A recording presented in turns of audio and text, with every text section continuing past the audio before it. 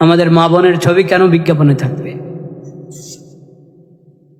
আমাদের মা বোনদের ছবি বিজ্ঞাপনে থাকবে কেন? তারাও যদি তারা নিজেরাও যদি চায় দিতে, তো তুমি কেন অসম্মান করবে তাকে?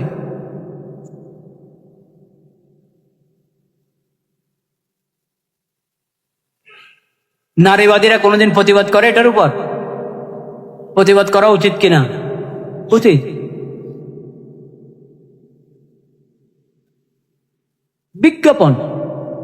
বিজ্ঞাপনের মধ্যে কেন তাদের ছবি থাকবে? তাদেরকে পণ্য হিসাবে কেন ব্যবহার করবে? মানুষকে পণ্য হিসাবে ব্যবহার করার চেয়ে তার অসম্মান আর কি হতে পারে? সে জায়গায় মা বোনদেরকে, সে জায়গায় নারীবাদী লোকেরাই যদি এমন করে, চোখের হেফাজত করলো, চোখ নিচা, হাঁটার সময় চোখ নিচের দিকে, বসে আছি বাসে, বসে আছি গাড়িতে, চোখ নিচের দিকে, খামাখা কেন ডানে বামা সামনে খালি তাকাইতে থাকবো? খামাখা তাকাইতে গেলে তো অপ্রয়োজনীয় জিনিসের উপরে নজর পড়তে পারে, নজরের অন্যায় ব্যবহার হতে পারে, যেদিকে তাকানো গুনাহ এমন কিছু নজরে পড়তে পারে। এখন তো মানে নজর নষ্ট করার জন্য, দৃষ্টির গুনার জন্য, চারপাশের সরঞ্জামের কোনো কি শব্দ বলবো, কোনো অভাব আছে নাকি? বিজ্ঞাপনের ধর্মার রাস্তার পাশে, আরে বিজ্ঞাপনের মধ্যে কেন ছবি দিয়ে রাখবে? আমাদের মা বোনের ছবি কেন বিজ্ঞাপনে থাকবে? আমাদের মা বোনদের ছবি বিজ্ঞাপনে থাকবে কেন?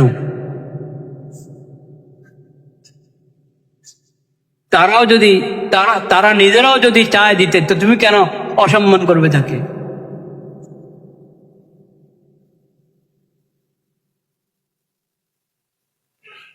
নারীবাদীরা কোনোদিন প্রতিবাদ করে এটার উপর? প্রতিবাদ করা উচিত কিনা? উচিত।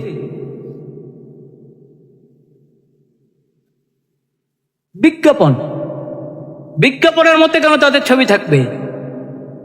তাদেরকে পণ্য হিসাবে কেন ব্যবহার করবে? মানুষকে পণ্য হিসাবে ব্যবহার করার চেয়ে তার অসম্মান আর কি হতে পারে? সে জায়গায় মা বোনদেরকে, সে জায়গায় নারীবাদী লোকেরাই যদি এমন করে, খাজ্জা বাসার হোক, দিনে হোক রাতে হোক, রমজানে হোক, রমজান ছাড়া অন্য সময় হোক, কিন্তু রমজানে বিশেষভাবে, যেহেতু তুমি রোজা রাখছ, রোজার হক হলো চোখের হেফাজত করা, রোজার হক হলো লজ্জাস্থানের হেফাজত করা, রোজার হক হলো লিসানাহু ওয়া ইয়াদাহু, হাতের গুনাহ থেকে বেঁচে থাকা, মুখের গুনাহ থেকে বেঁচে থাকা, মিথ্যা কথা, মিথ্যা কাজ, অন্যায় কাজ, অন্যায় কথা, অনর্থক কথা, অনর্থক কাজ থেকে বেঁচে থাকা, এটা রোজার হক। এটা রোজার হক। রোজার এই হক আদায় করলেই এই রোজা কবরের আযাব থেকে আমাকে ঢাল হিসাবে, কবরের আযাব থেকে আমাকে বাঁচাবে, জাহান্নামে, হাসরে, সব জায়গায় রোজার ঢাল হিসাবে রোজাদারের সঙ্গে থাকবে, যদি এই ঢালকে সে অক্ষুণ্ণ রাখে। গীবত করলে, মিথ্যা বললে এবং মুখের যে কোনো গুনার কারণে কি হয়ে যায়? এই ঢাল ফেটে যায়, নষ্ট হয়ে যায়। ও হাফাযা আলা সালাতিহি মাজমুআতান, নামাজ তো তোমার সবসময় ফরজ, তো রোজা রাখা অবস্থায় নামাজ ছাড়বা? এটা তো হইতেই পারে না। নামাজগুলো ঠিকমতো আদায় করছো, জুমাগুলোতে আগে আগে যাচ্ছ, অবাক্কারাইলা জুমাইহি, জুমার নামাজে আগে আগে আসা, এটা তো সবসময় 12 মাসের আমল, কিন্তু রোজা রেখেছো তুমি, রমজান মাস, রমজানের জুমা, এটা তো আরো বেশি হক রাখে এই কথা, যে আগে আগে তুমি মসজিদে উপস্থিত হয়ে যাও। এইভাবে রমজানের রোজা যারা রাখবে, রমজান মাসের হক আদায় করবে, ফাকাত সামা শাহরা, এটাকে না বলে যে রমজানের রোজা রাখলো, এটাকে বলা হয় যে রমজানের কি রাখা হয়েছে? রোজা রাখা হয়েছে। আসসালামু আলাইকুম ওয়া রাহমাতুল্লাহ।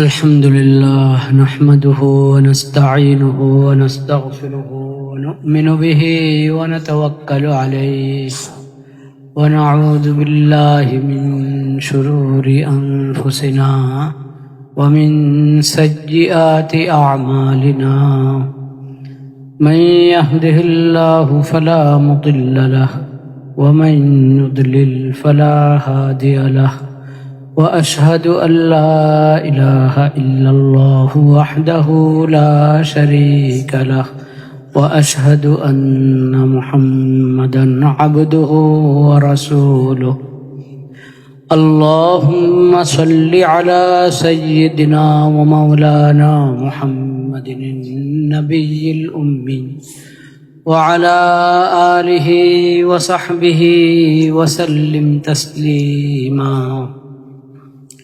اللهم اجعل صلواتك ورحمتك وبركاتك على سيد المرسلين وإمام المتقين وخاتم النبيين محمد عبدك ورسولك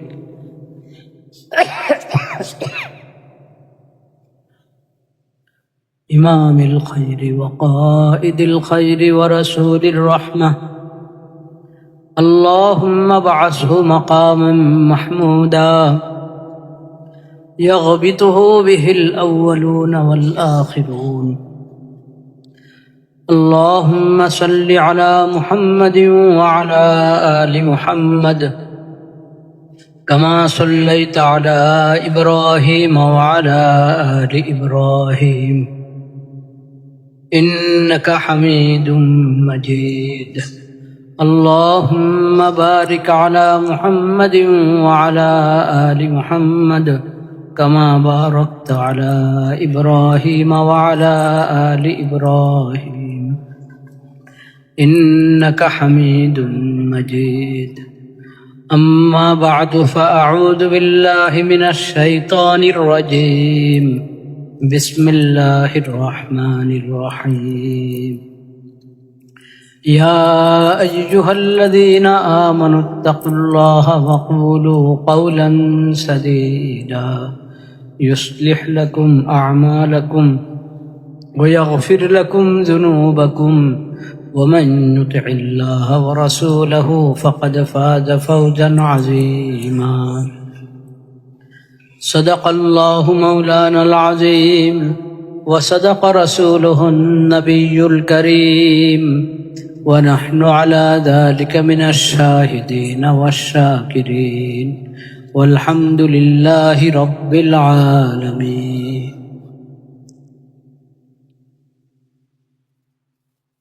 আল্লাহ রব্বুল আলামিনের শুকর আদায় করি সবাই। আল্লাহ তাআলা আমাদেরকে রমাদানুল মুবারক এই বরকতপূর্ণ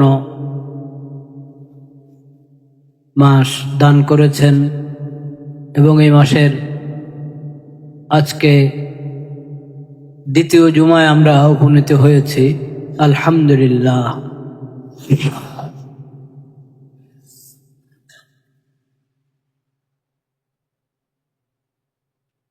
রমজান মাস আল্লাহ রব্বুল আলমিনের বহুত বড় নেয়ামত। এই নেয়ামতের হকদার,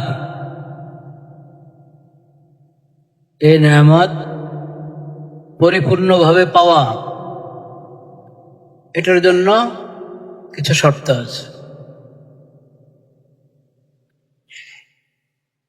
দিনে রোজা রাখা, এটা হলো সবচেয়ে বড় শর্ত। যদি আমি চাই যে রমজান মাসের বরকত ফজিলত হাসিল করি, রমজানের মাগফিরাত রহমত পেয়ে যাই, রমজানের উসিলায় দোজখ থেকে মুক্তি পেয়ে জান্নাতি হতে পারি, যদি আমি চাই, তাহলে রমজানের দিনে রোজা রাখতে হবে। দ্বিতীয় কাজ হলো রমজানের রাতগুলো সুন্দরভাবে কাটানো, তারাবিহের নামাজ আদায় করা। মাগরিব এশা এটা তো 12 মাসে আছে। তারাবিহের নামাজ আদায় করা, তাহাজ্জুদ আদায় করা, এভাবে রাত যদি রমজানের যে খাস রহমত এবং খাস মাগফিরাতের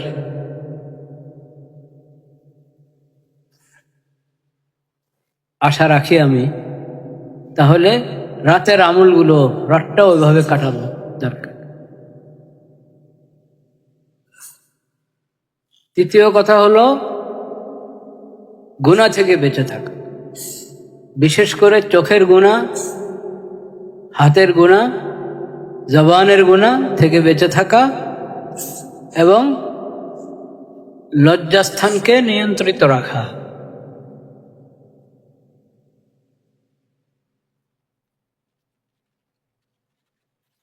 পাঁচ ওয়াক্ত ফরজ নামাজ 12 মাসও পড়ি, রমজানও রোজা থাকা অবস্থায় যাতে কোনো নামাজ কাজা না হয় এটারও খেয়াল রাখা, কোনো জুমা যাতে বাদ না যায় তাও খেয়াল। এইভাবে বান্দা যদি রমজান মাস কাটায় তাহলে সে রমজানের হক আদায় করে, তাহলে আল্লাহ রাব্বুল আলামিনের পক্ষ থেকে রমজানের যাবতীয় সওয়াব যে ঘোষিত হয়েছে সব সওয়াব সে পাবে ইনশাআল্লাহ। আবু জাফর বাকির রহমতুল্লাহ আলাইহি বড় তাবিঈ, অনেক সাহাবীদের শাগরিদ আবু জাফর বাকির রহমতুল্লাহ আলাইহি, তিনি এই তাবিঈ হাদিসটি বর্ণনা করেছেন।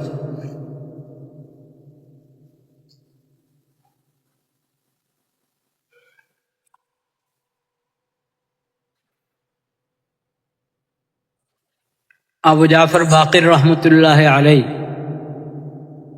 জাফর সাদেকের আব্বা। আবু জাফর বাকিরের আব্বা হলেন, তার নাম হলো আবু জাফর, তো উপনাম, নাম হলো মোহাম্মদ ইবনে আলী।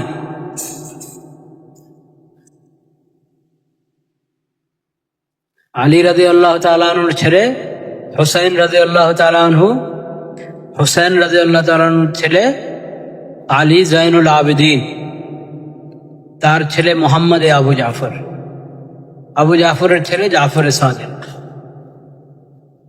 এনারা সবাই আহলুস সুন্নাহ ওয়াল জামাতের ইমাম। আহলুস সুন্নাহ ওয়াল জামাআহ এর ইমাম এই যাদের নাম নিলাম। শিয়া সম্প্রদায় এই ইমামদের নাম ব্যবহার করে, কিন্তু তারা এই ইমামদের আদর্শ থেকে একেবারেই দূরে। শিয়া সম্প্রদায় এই ইমামদের নাম ব্যবহার করে অন্যায়ভাবে নাম ব্যবহার করে। আলী রাদিয়াল্লাহু তাআলা আনহুর আদর্শ থেকেও শিয়ারা দূরে, হুসাইন রাদিয়াল্লাহু তাআলা আনহু এবং হাসান রাদিয়াল্লাহু তাআলা আনহুর আদর্শ থেকেও দূরে। আর এখন আমি যে কজনের নাম বললাম, জাফর সাদেক, তার আব্বা আবু জাফর মোহাম্মদ বাকির, তার আব্বা জাইনুল আবেদিন, জাইনুল আবেদিনের আব্বা হুসাইন রাদিয়াল্লাহু। এই ইমামদের হাসান হুসাইন তো সাহাবী, আলী রাদিয়াল্লাহু তাআলা আনহু বিশিষ্ট সাহাবী, আর ইনারা হলেন তাবিঈ। জাফর সাদেক, তার আব্বা আবু জাফর বাকির, যার হাদিসটি আমি এখন শোনাচ্ছি, তার আব্বা জাইনুল আবেদিন, ওনারা হলেন তাবিঈ। এনারা সবাই আহলুস সুন্নাহ ওয়াল জামাআহ এর ইমাম। শিয়া সম্প্রদায় তাদের নাম অন্যায়ভাবে ব্যবহার করে। এই ইমামদের কারো আদর্শের উপরে তারা, শিয়ারা কারো আদর্শই গ্রহণ করে নাই, কারো আদর্শের উপরে নেই তা। এটা খুব ভালোভাবে জেনে রাখতে হবে আপনাদের। আহলুল বাইত মানে নবী পরিবারের বিশেষ ব্যক্তিবর্গ। এই আহলুল বাইত কারা? নবী করিম সাল্লাল্লাহু আলাইহি সাল্লামের স্ত্রী যারা, তারাও আহলুল বাইত, নবীজির সন্তান, তো অবশ্যই আহলুল বাইত।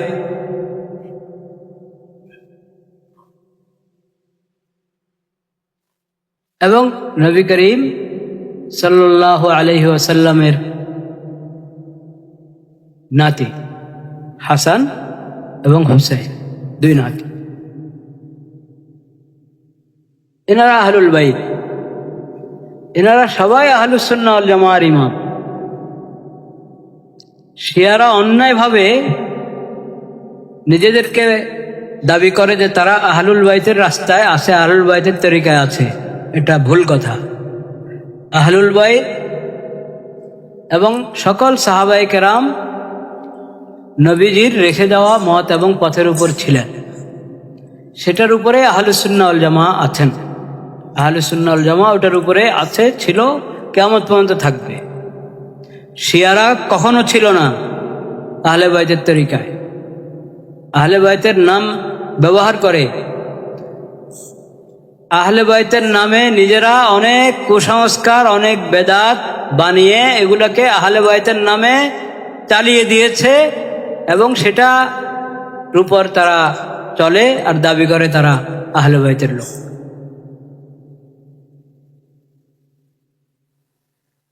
আহলে বাইতের উপরে সবচেয়ে বেশি জুলুম করেছে শিয়ারা।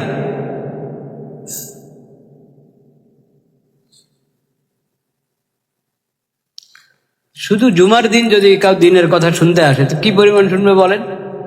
আজকে আমি যে কথাগুলো বললাম, অনেকে বলবো এটা শুধু দাবি করে গেলেন, বলেই গেলেন, খালি কোনো প্রমাণ দিলেন না। আপনি প্রমাণ শুনেন। সপ্তাহে প্রতিদিন 1-2 ঘন্টা 3 ঘন্টা করে শুনেন দিনের কথা, তাহলে তো রেফারেন্স সহ পুরো বিস্তারিত আলোচনা শুনতে পারবেন। জুমার দিন আধা ঘন্টা 40 মিনিট, ঠিক 12:30 আসতে হবে। আজকে ঠিক 12:30 এসে দেখি যে অনেকেই সুন্নতের মধ্যে আছে। 12:30 আগে আগে সুন্নত পড়ে, নফল পড়ে শেষ করবে। ঠিক 12:30 ইনশাআল্লাহ বয়ান শুরু, এবং ঠিক 1:10 বয়ান শেষ হবে। ইনশাআল্লাহ শেষ হবে বা শেষ করে দেওয়া হবে। এরপরে কবলাল জুমা যাদের বাকি আছে তারা পড়বে, অন্যরা সুন্নত। আচ্ছা, কবলাল জুমা সুন্নত পড়ার পরেও কিন্তু নফল পড়া যায়। মনে করেন যারা আগে থেকে মসজিদে আছেন, সুন্নত কবলাল জুমা সুন্নত পড়ে ফেলেছেন, এখন বয়ানের পরে আবার সময় দেওয়া হলো যে ভাই যাদের কবলাল জুমা বাকি আছে কবলাল জুমা পড়ে নেন। আপনি বলবেন আমি তো আগে পড়ে ফেলেছি, এখন আর আমার পড়ার কাজ নেই। না, আপনি নফল পড়তে পারবেন। 2 রাকাত 4 রাকাত নফল নামাজ পড়ান, কোনো অসুবিধা নেই। কবলাল জুমা সুন্নত পড়ার পরে ফরজ পড়ার আগে যে নফল পড়লে কবলাল জুমা বাতিল হয়ে যাবে এমন কোনো কথা না। আর এমনি বসে বসে দুরূদ শরীফ পড়লাম। জুমার দিন তো যত দুরূদ পড়া যায়, দুরূদ শরীফ সপ্তাহের প্রতিদিনের আমল, প্রতিদিন প্রতি রাতের আমল, সকাল সন্ধ্যার আমল। জুমার দিনের জন্য হলো বিশেষভাবে বেশি বেশি দুরূদ পড়া। অন্য দিনের তুলনায় জুমার দিন এবং জুমার রাত্রে দুরূদ শরীফ বেশি পড়া উত্তম। সেজন্য বসে বসে দুরূদ পড়ি, তাসবিহ পড়ি, তেলাওয়াত করি।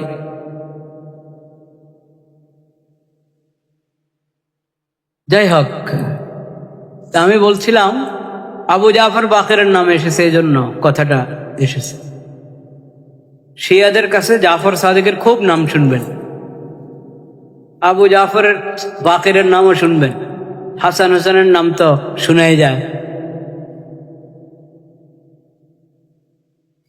রাদিয়াল্লাহু তাআলা আনহু, হাসান রাদিয়াল্লাহু তাআলা আনহু, হুসাইন রাদিয়াল্লাহু তাআলা, আলী রাদিয়াল্লাহু তাআলা।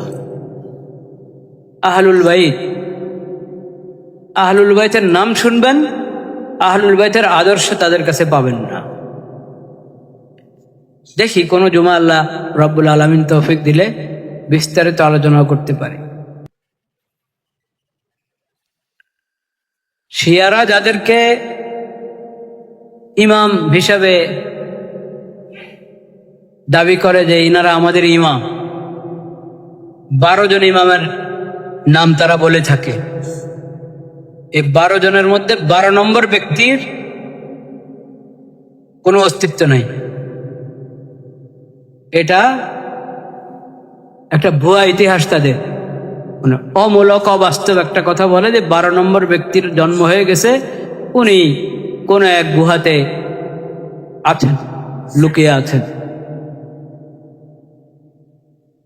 বাকি যে 11 জন বাস্তব ব্যক্তি, আলী রাদিয়াল্লাহু তাআলা আনহু থেকে নিয়ে, যাদের আমি জাফর সাদেকের ছেলে, এই 11 জন, এনারা সবাই হলেন আহলে সুন্নাহ ওয়াল জামাত। শিয়ারা শুধু এনাদের নাম ব্যবহার করে,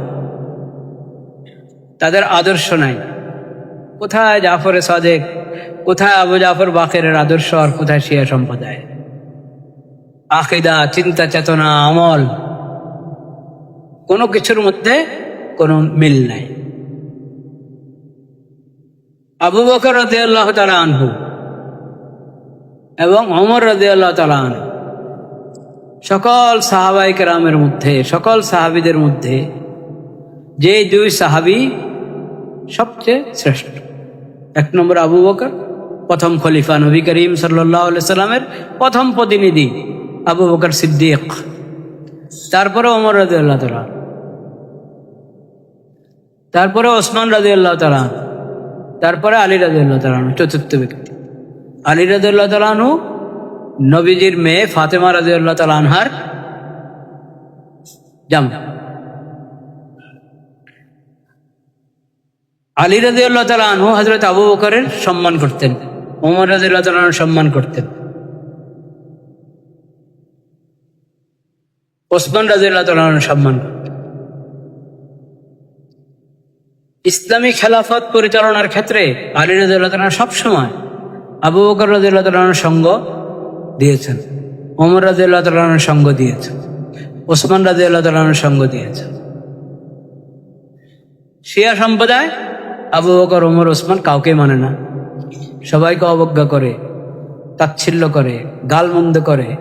তাদের অনেকে, শিয়াদের অনেকে এনাদেরকে মুসলমান হিসেবেই মানে, বলেন নাউজুবিল্লাহ। তো তুমি আলী রাদিয়াল্লাহু তাআলা আনহুকে কি মানলা? হযরত হাসান হুসেন কিভাবে গ্রহণ করেছিলেন এই 3 সাহাবীকে, এই 3 খলিফা আবু বকর, ওমর, ওসমানকে? আবু জাফর বাকের কিভাবে গ্রহণ করেছিলেন? জাফর সাদেক কিভাবে গ্রহণ করেছিলেন? তোমরা কোন রাস্তায় আছো? কিন্তু দেখবেন আপনি ডাক্তার, আপনার কি বলে, ডাক্তারের সাথে সহযোগী যারা থাকে, সে দেখবেন হয়তো শিয়া মতবাদ গ্রহণ করে বসে আছে, আপনাকে উপদেশ দিয়ে দিয়ে নাউজুবিল্লাহ, কুমন্ত্রণা দিয়ে ওইদিকে ধাবিত করার চেষ্টা আছে। বড় অফিসের মধ্যে দেখবেন বসের অধীনে এরকম কিছু লোক থাকবে, বসকে আস্তে আস্তে ঘুরায়, বাতিল দাওয়াত নিয়ে ঘুরে, দোকানে দোকানে ঘুরে। যত ব্যবসায়ী সমিতি আছে, এই সমিতি সেই সমিতি, দেখবেন 1-2 জন থাকবে এরকম বাতিল ফেরকার, তারা অন্যদেরকে মিষ্টি মিষ্টি কথা বলে বলে তাদের ঈমান আমল বরবাদ করে। লয়ারদের মধ্যে একজন কাদিয়ানি, বাস আস্তে আস্তে অন্যদেরকে চুপচাপে কাদিয়ানি বানাচ্ছে, কারো কোনো খবরে নেই। ভার্সিটিতে একজন লেকচারার কেমনে বক্সবাজার গিয়ে বয়াত হয়ে কাদিয়ানি হয়ে এসেছে, ও বরবাদ করছে অন্যদেরকে।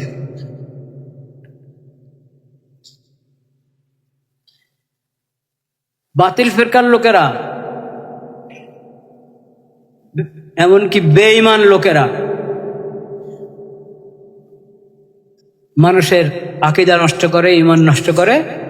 আমরা উদাসীন, বেখবর, আমাদের খবর নেই। এই যে উদাসীনতা, অসচেতনতা, এটা মুমিনের কাছে কখনো কাম্য না। মুমিনকে সচেতন হতে হবে, সজাগ হতে হবে। তোমার পরিবারের লোক, তোমার ঘরের লোক, তোমার কোম্পানির লোক কাদিয়ানি হয়ে যাচ্ছে, আর ঘোষিত কাদিয়ানি কোম্পানি তো আছেই। প্রাণ আরএফএল আছে না, কাদিয়ানি না তারা? তো তাদের তাদের আপনারা যারা মুসলমানদের দোকানে তাদের পণ্যের অভাব আছে? এটা কি একটু আপনাদের ইমানকে নাড়া দেয় না? একটু ইমানকে নাড়া দেওয়া উচিত না? কিভাবে আরএফএল এর লোটা আপনার হাম্মামে থাকে, আপনার ওযুখানায় থাকে আরএফএল এর লোটা, আপনার ওয়াশরুমে আরএফএল এর লোটা থাকে কিভাবে? আপনার বাবুরা কোনো কিছু খাবে, বাস মজা খাবে আর দোকান থেকে এনে দিচ্ছেন সব প্রাণের জিনিস।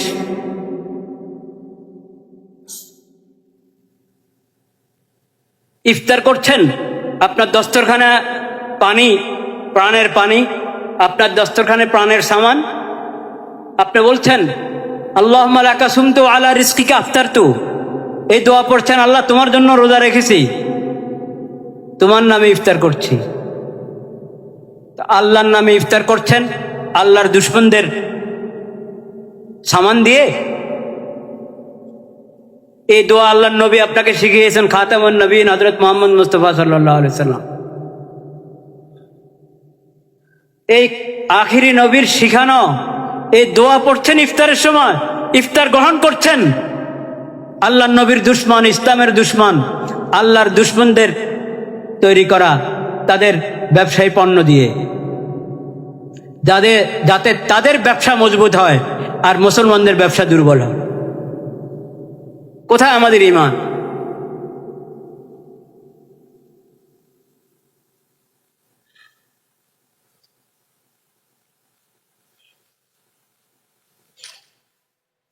যাই হোক, আবু জাফর বাকির মনে আছে কোত্থেকে কথা এসেছে? আবু জাফর বাকির রহমতুল্লাহ আলাইহি, ইমাম আবু হানিফা রহমতুল্লাহর ওস্তাদ। ইমাম আবু হানিফা রহমতুল্লাহর শায়েখদের মধ্যে একজন আবু জাফর বাকির, এবং তার ছেলে জাফরে সাদিক ইমাম সাহেবের সমবয়সী, কিন্তু ইমাম সাহেব তাকেও ওস্তাদের মতো সম্মান করতেন, ইমাম আবু হানিফা রহমতুল্লাহ আলাইহি। আবু জাফর বাকির রহমতুল্লাহর বর্ণিত এই হাদিসটি, মান আতা আলাইহি শাহরু রমাদান সহিহান মুসলিমান সামা নাহারাহু ওয়া সাল্লা বিরদাম মিন লাইলিহি ওয়া গাজ্জা বাসারাহু ওয়া হাফিদা ফারজাহু ওয়া লিসানাহু ওয়া ইয়াদাহু ওয়া হাফাযা আলা সালাতিহি মাজমুআতান ওয়া বাক্কারা ইলা জুমাইহি ফাকাদ সামা আশ-শাহরা ওয়াস্তাকমালা আল-আজরা ওয়া আদরাকা লাইলাতাল কদর ওয়া ফাযা বিজাইদাতির রব। ইমাম ইবনে আবিদ দুনিয়া, মুহাদ্দিস ইবনে আবিদ দুনিয়া রহমতুল্লাহ আলাইহি ফাদাইলুর রমাদান কিতাবে এই বর্ণনাটি এনেছেন। এতে বলা হয়েছে, যে ব্যক্তি, যে মুসলিম রমজান মাস পেল, দিনে রোজা রাখলো, রাত্রের ওজিফা পুরা করল। রাত্রের ওজিফা কি করলো? এই ওজিফা কি? ওজিফা কি জিনিস? ওজিফার অনেক বইপত্র দোকানে পান আপনারা। হ্যাঁ, ওজিফা বললে মানুষ বুঝে যে কিছু দোয়া দুরূদ পড়া।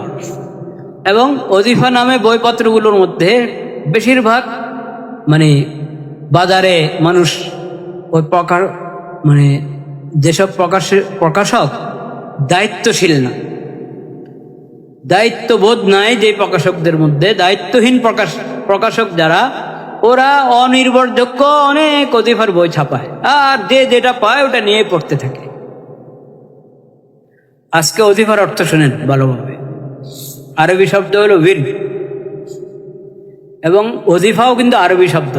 এখন তো বাংলায় এমন ব্যবহার হয় যে সবাই বুঝে, মূলত ওজিফা শব্দটা আরবি, একই অর্থে। বিরদুন, ওজিফা এবং হিজ, তিনটা শব্দ কাছাকাছি অর্থে। যে আমল নিয়মিত করা হয়, যে আমল নিয়মিত করা হয়, ছাড়া হয় না। ওটাকে বলে ওজিফা, ওটাকে বলে বীর, ওটাকে বলে হিজব। নিয়মিত করা হয়। কেন নিয়মিত করা হয়? ফরজ ছাড়াই জানা হারাম, ছাড়লে হারাম হবে, কবিরা গুনাহ হবে, আদায় করা ফরজ, এজন্য কখনো ছাড়া হয় না। এটা হলো সবচেয়ে বড় ওজিফা। হ্যাঁ, পালন করা ওয়াজিব, ছাড়া যায় না, এটাও ওজিফা। সুন্নতে মুআক্কাদা ছাড়া যায় না, সুন্নতে মুআক্কাদার ব্যাপারে অবহেলা করা অন্যায়, এটাও ওজিফা। আর আরেকটা হলো নফল, মুস্তাহাব, করলে সওয়াব, ছুটে গেলে গুনাহ নাই। কখনো ছুটে গেলে কি নাই? গুনাহ নাই। করলে সওয়াব, ছুটে গেলে গুনাহ নাই, এটা নফল। কিন্তু আমি সওয়াবের আশায় এই নফলটাও নিয়মিত করি, ছাড়ি না। যদিও মাঝে মধ্যে ছেড়ে দেওয়া যায় বা না করা যায়, যেহেতু নফল, কিন্তু আমি নেক কাজ যতই করতে পারি ততই লাভ। এবং নেক কাজের একটা নিয়ম এটাও যে যতটুকু করো নিয়মিত করো। যদিও এটা নফল, না করলে গুনাহ নাই, ছেড়ে দিলে গুনাহ নাই, কিন্তু করছি তো সওয়াবের জন্য, করছি আল্লাহকে খুশি করার জন্য, আখিরাতের ভান্ডার ভারী করার জন্য। তাহলে আমি করব এবং নিয়মিত করব। ফরজ, ওয়াজিব, সুন্নতে মুআক্কাদা তো নিয়মিত করার বিধান। এটা নফলের মধ্যে নিয়মিত করার বিধান নাই, ছাড় আছে, কিন্তু আমি ওই ছাড়ের জায়গায় নিয়মিত করি। কিসের জন্য? আমার কবরের জন্য, আখিরাতের জন্য। কারণ অজান্তে কত গুনাহ করে ফেলছি, এগুলোর কাফারা এই সব নফলের দ্বারা হয়ে যাবে। সেজন্য এই নফলগুলো আমি করি এবং নিয়মিত করার চেষ্টা করি। এটা হলো আসল ওজিফা। এটা কি? ফরজ, ওয়াজিব, সুন্নতে মুআক্কাদা এগুলো তো বড় ওজিফা। আসল ওজিফা কি জন্য? যেটার মধ্যে আমার ছেড়ে দেওয়ার অবকাশ আছে কিন্তু আমি ছাড়ি না। বুঝেন নাই? যেটাতে ছাড়ার অবকাশে নাই, ওটাতে আমি ছাড়বো কিভাবে? ওটা তো করতেই হবে, করতে বাধ্য আমি শরীয়তের দিক থেকে। কিন্তু যেটা শরীয়ত আমাকে ছাড় দিয়েছে, মাঝে মাঝে ছাড়তে পারো বা না করলে না করতে পারো, সেটা আমি স্বেচ্ছায়, আল্লাহ আপনি খুশি হবেন, রব্বিল তারদা, সেজন্য আমি করতে চাই। এবং যখন করা শুরু করলাম, তা আমার নবী করিম সাল্লাল্লাহু আলাইহি ওয়াসাল্লাম নবীজি বলেছেন যে আমল অল্প হলো ওটাই ভালো যেটা নিয়মিত করা হয়। যেটা কি? নিয়মিত। তো আমি এটা নফল, আমি না করতে পারি, ছাড়তে পারি, কিন্তু যেহেতু আমি করছি আল্লাহকে খুশি করার জন্য, আমার কবর হাসরের ফায়দার জন্য, সেজন্য এটা আমি নিয়মিত করব। এই নিয়মিত এই আমলটাতে আমি করছি, এটার নাম হলো ওজিফা। এটার নাম কি? তাহলে ওজিফা শব্দের মধ্যে এই কথা আছে যে এটা নিয়মিত আদায় করি। আমি কি করি? নিয়মিত আদায় করি। নিয়মিত আদায় করা হয়, এই জন্য এটার নাম ওজিফা। এখন এই ওজিফা কি? যেগুলো ফরজ, ওয়াজিব, সুন্নতে মুআক্কাদা, এর দ্বারা বলার দরকার নেই। ওটা তো নির্ধারিত ওজিফা, শরীয়তের পক্ষ থেকে নির্ধারিত ওজিফা। আর যে ওজিফা নফল ওজিফা, নফল ওজিফা হলো শরীয়ত এটাকে সুন্নতে মুআক্কাদাও করে নাই। ফরজ, ওয়াজিব তো নাই, সুন্নতে মুআক্কাদাও ঘোষণা করে নাই, এটাকে নফল হিসাবে রেখেছে। কিন্তু আমি এই নফলটা আমার ফায়দার জন্য, আল্লাহকে রাজি করার জন্য আমি নির্ধারণ করে নিলাম যে না, এটা আমি নিয়মিত করব।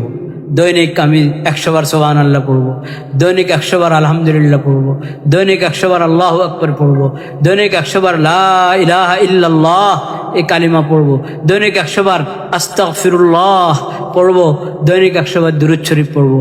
আল্লাহুম্মা সাল্লি আলা মুহাম্মাদিন নবিয়্যিল উম্মি ওয়া আলিহি ওয়া সাল্লিম তাসলিমা। আমি নির্ধারণ করে নিলাম, মানে শরীয়তের অনুমতিতে,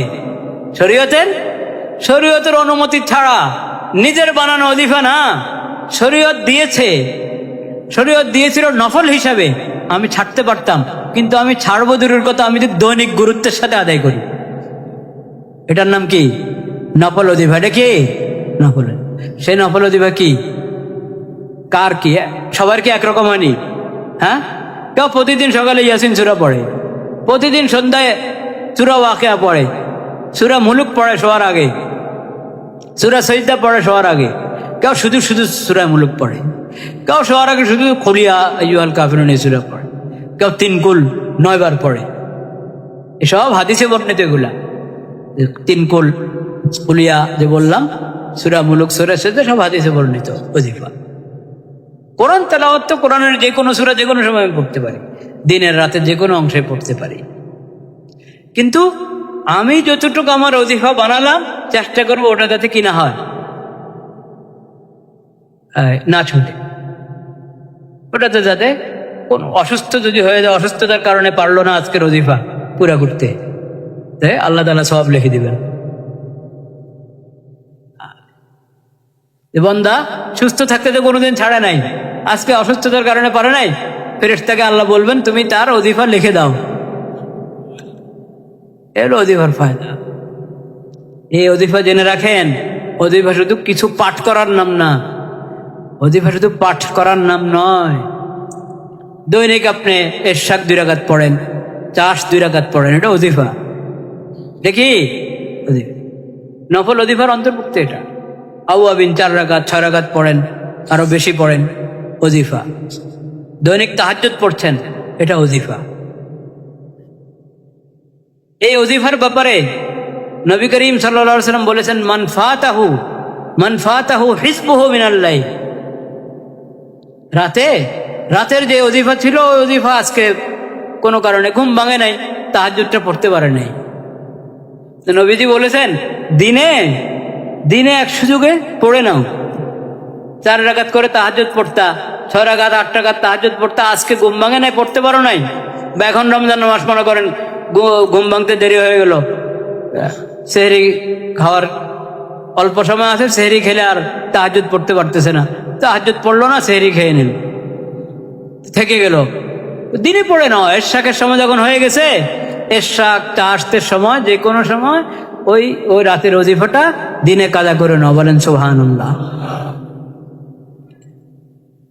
আইনগত কাদা নাই নফলের কি নাই? আইনগত কাদা নাই, কিন্তু আইনের বাহিরে স্বেচ্ছায় নফলের কাদা, যে নফল আমি নিয়মিত পড়ি, আজকে পড়া হলো না, চলো এটা কাদা করে নিব, এটার নাম হলো ভাই ওজিফা। ফরজ ওয়াজিব সুন্নতে মুআক্কাদার ওজিফা তো ছাড়ার কোনো সুযোগে নাই। গুনাহ থেকে বেঁচে থাকবে মুমিন, সব সময় গুনাহ থেকে বেঁচে থাকবে, সঠিক আকীদাওয়ালা হবে, এটা মুমিনের ওজিফা। এগুলো হলো ফরজ ওজিফা, ফরজ ওজিফা গুনাহ থেকে বেঁচে থাকা, ফরজ ওজিফা আল্লাহ যা ফরজ করেছেন তা আদায় করা, ওয়াজিব করেছেন আদায় করা, এমনকি সুন্নতে মুআক্কাদা গুলো আদায় করা, এগুলো তো জরুরি ওজিফা। আরেকটা হলো নফল ওজিফা। আল্লাহর নেক বান্দারা নফল ওজিফার মধ্যেই কোনো কি করে না, অবহেলা করে। তো ওজিফা যেরকম পড়ার নাম, দৈনিক আপনি 1 পারা তেলাওয়াত করেন, এটা আপনার ওজিফা, কোরআনের তেলাওয়াতের ওজিফা। দৈনিক এতবার দুরূদ শরীফ পড়েন, এটা হলো আপনার দুরূদের ওজিফা। প্রত্যেক নেক আমলের ওজিফা হয়, প্রত্যেক নেক আমল, ওটা নফল। কিন্তু আপনি একটা নিয়ম বানিয়ে নিয়েছেন, সকালে বা সন্ধ্যায়, বা সকালেও একবার, সন্ধ্যা আরেকবার, সকালে একবার 100 বার দুরূদ শরীফ, সন্ধ্যা আরেকবার 100 বার দুরূদ শরীফ। আমি 10 বার পড়ি নিয়মিত, তাও এটাও ওজিফা, কম পরিমাণে, কম, কিন্তু ওজিফা। ওজিফার বই কিনে অনেক ভুল দোয়া লিখে রাখে, হাদিসের নাই ওই দোয়া, না হাদিসে আছে না কোরআন আছে, এমনকি অর্থের দিক থেকে ভুল, এরকম অনেক দোয়া দুরূদ লিখে রাখে বাজারি ওজিফা বইগুলোর মধ্যে। একটু দেখায় নেবেন একজন আলেমকে, এই কিতাবটার মধ্যে যে দোয়াগুলো আছে এগুলো সহিহ সত্য কিনা, একটু দেখায় না, এবং সেটা পড়েন আপনি, ঠিক আছে। কিন্তু মনে রাখবেন, হাদিসে বর্ণিত ওজিফা, কোরআনে বর্ণিত যে ওজিফা, ওটা হলো বরকত এবং ফজিলত। আর একটা অর্থ ঠিক আছে কিন্তু বর্ণিত না, অর্থ ঠিক আছে সেটাও জায়েজ, কিন্তু বর্ণিত, হাদিসে বর্ণিত হলে যে সওয়াব, যে বরকত, সেটা তো আর পাবেন না।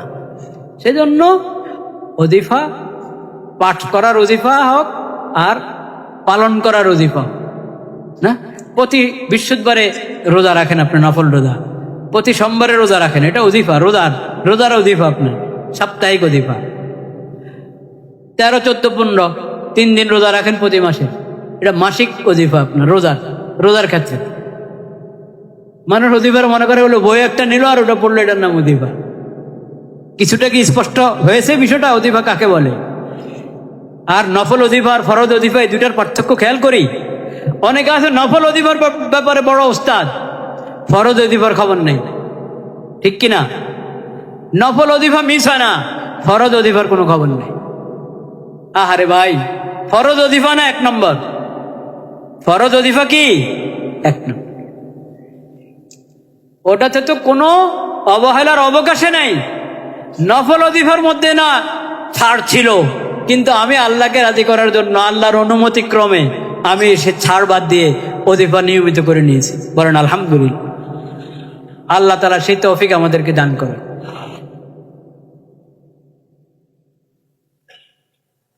তো আবু জাফর বাকের বর্ণিত হাদিসটি পড়ছিলাম, যে মুসলমান রমজান মাস পেল, দিনের রোজা রাখলো, রাত্রের ওজিফা পুরা করলো। এখন রমজানের রাত্রের ওজিফা বলেন, তারাবির নামাজ আছে কিনা এটাতে? তারাবির নামাজ কি এটা নফল ওজিফা না সুন্নতে মুআক্কাদা? সুন্নতে মুআক্কাদা। ওয়াগাজ্জা বাসারাহু, চোখের হেফাজত করলো। রমজানের রাতও রমজানের দিনও চোখের হেফাজত করলো। চোখ নিচা, হাঁটার সময় চোখ নিচের দিকে, বসে আছি বাসে, বসে আছি গাড়িতে, চোখ নিচের দিকে। খামাখা কেন ডানে বামা সামনে খালি তাকাইতে থাকবো? খামাখা তাকাইতে গেলে তো অপ্রয়োজনীয় জিনিসের উপরে নজর পড়তে পারে, নজরের অন্যায় ব্যবহার হতে পারে, যেদিকে তাকানো গুনাহ এমন কিছু নজরে পড়তে পারে। এখন তো মানে নজর নষ্ট করার জন্য, দৃষ্টির গুনার জন্য, চারপাশের সরঞ্জামের কোনো কি শব্দ বলবো, কোনো অভাব আছে নাকি? বিজ্ঞাপনের ধর্মার রাস্তার পাশে, আরে বিজ্ঞাপনের মধ্যে কেন ছবি দিয়ে রাখবে? আমাদের মা বোনের ছবি কেন বিজ্ঞাপনে থাকবে? আমাদের মা বোনদের ছবি বিজ্ঞাপনে থাকবে কেন?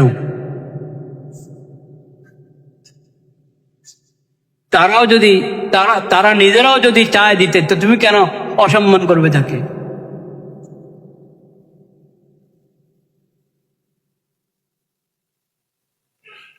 নারীবাদীরা কোনোদিন প্রতিবাদ করে এটার উপর? প্রতিবাদ করা উচিত কিনা? উচিত।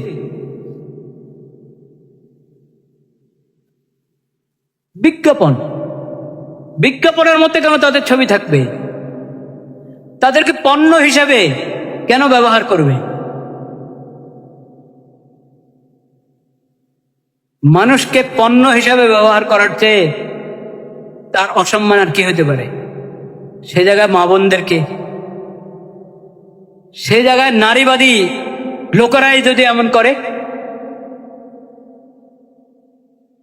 হাজ্জা বাসারা, দিনে হোক রাতে হোক, রমজানে হোক, রমজান ছাড়া অন্য সময় হোক, কিন্তু রমজানে বিশেষভাবে, যেহেতু তুমি রোজা রাখছ, রোজার হক হলো চোখের হেফাজত করা, রোজার হক হলো লজ্জাস্থানের হেফাজত করা, রোজার হক হলো লিসানাহু ওয়া ইয়াদাহু, হাতের গুনাহ থেকে বেঁচে থাকা, মুখের গুনাহ থেকে বেঁচে থাকা,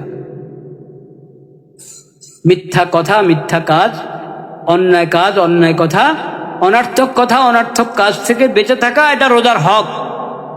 এটা রোজার হক। রোজার এই হক আদায় করলেই এই রোজা কবরের আযাব থেকে আমাকে ঢাল হিসাবে, কবরের আযাব থেকে আমাকে বাঁচাবে, জাহান্নামে, হাসরে, সব জায়গায় রোজার ঢাল হিসাবে রোজাদারের সঙ্গে থাকবে, যদি এই ঢালকে সে অক্ষুণ্ণ রাখে। গীবত করলে, মিথ্যা বললে এবং মুখের যে কোনো গুনার কারণে কি হয়ে যায়? এই ঢাল ফেটে যায়, নষ্ট হয়ে যায়। ও হাফাযা আলা সালাতিহি মাজমুআতান, নামাজ তো তোমার সবসময় ফরজ, তো রোজা রাখা অবস্থায় নামাজ ছাড়বা, এটা তো হইতেই পারে না। নামাজগুলো ঠিকমতো আদায় করছো, জুমাগুলোতে আগে আগে যাচ্ছ, অবাক্কারাইলা জুমাইহি, জুমার নামাজে আগে আগে আসা এটা তো সবসময় 12 মাসের আমল, কিন্তু রোজা রেখেছো তুমি রমজান মাস, রমজানের জুমা, এটা তো আরো বেশি হক রাখে এই কথা যে আগে আগে তুমি মসজিদে উপস্থিত হয়ে যাও। এইভাবে রমজানের রোজা যারা রাখবে, রমজান মাসের হক আদায় করবে, ফাকাত সামাস সাহারা, এটাকে না বলে যে রমজানের রোজা রাখলো, এটাকে বলা হয় যে রমজানের কি রাখা হয়েছে, রোজা রাখা হয়েছে। ওয়াস্তাকমালাল আজরা, পূর্ণ সওয়াব তুমি পাবে। ওয়াদরাকা লাইলাতুল কদর, এবং এই রমজানে তুমি লাইলাতুল কদর অবশ্যই পেয়ে যাবে, লাইলাতুল কদর তোমার মিস হবে না, সবে কদর কি হবে না, মিস হবে না। তুমি এত গুরুত্ব দিয়েছো রমজানের হক, এত মজবুতির সাথে আদায় করেছো, আল্লাহ রাব্বুল আলামিন তোমাকে লাইলাতুল কদর পাইয়ে দিবে। ওয়াফাদা বিজাইদাতির রব, রমজান, লাইলাতুল কদর এবং ঈদের রাতের পুরো রমজান মাসের আল্লাহ রাব্বুল আলামিনের পক্ষ থেকে যে পুরস্কার, ঘোষিত অঘোষিত যাবতীয় সকল পুরস্কার এমন রোজাদার পেয়ে যাবে যে রোজার মাসের এবং রোজার এমনভাবে হক আদায় করেছে। আল্লাহ তাআলা সেই তৌফিক আমাদেরকে দান করেন। ঠিক আছে, 1:10 চেয়ে আরেকটু বেশি হয়ে গেল। আজকে এতটুকু থাকলো, আল্লাহ হায়াতে রাখলে আগামী জুমায় ইনশাআল্লাহ জাকাত সম্পর্কে আলোচনা, ইনশাআল্লাহ। সেটা এই জন্য না যে রমজান জাকাতের মাস, জাকাত তো জাকাত বর্ষ যখন পুরো হবে তখনও জাকাত দিবেন। বাকি অনেকে জাকাতের হিসাব রমজানে করে, রমজানে জাকাত দিয়ে থাকে, এটাও ভালো, কিন্তু হিসাব করার সময় খেয়াল রাখতে হবে। জাকাতে হিসাব যখন রমজানে বের করব তো আচ্ছা, এটা একটু দীর্ঘ আলোচনার দরকার, আগামী জুমায় আলোচনা হবে ইনশাআল্লাহ। জি, আসসালামু আলাইকুম।